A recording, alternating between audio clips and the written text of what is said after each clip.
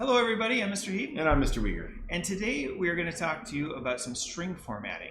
We're going to use two different things to move our cursor to the next line or to tab it over. So first we want to look at the keyboard.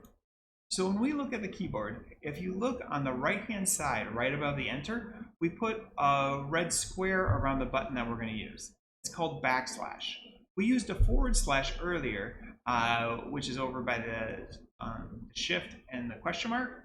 That is for division. This backslash is something completely different. This backslash is going to help us through today's through this lesson.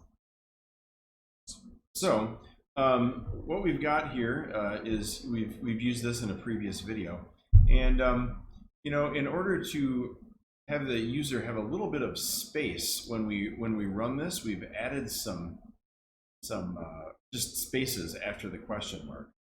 Well, there's an easier way to do that. We can get rid of this. We're going to start with popping the user down onto a new line. So if we do backslash n, I'm going to stop this and now run it again. Now it just immediately pops the user down onto a new line, and you know, I'll say blue, and it's going to give me the boot.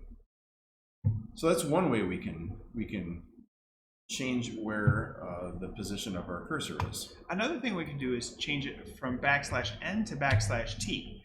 And when I run it now, it just creates a tab in here. So it's about 4 spaces, should be 4 spaces. So now I can just type in blue up here, and I get my boo. And you can see that there's a decent amount of distance between here and there. There you go. We can easily, or we can also use this in the middle of a print statement. So, you know, it's not super applicable in this particular example, but I could go backslash n right here.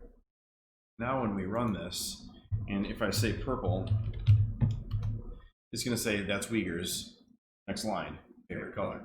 And so it's something you can use in input statements, you can use them in print statements, and it's a good way to format our text as we're writing things out. That's it for this video. All right, have a good day.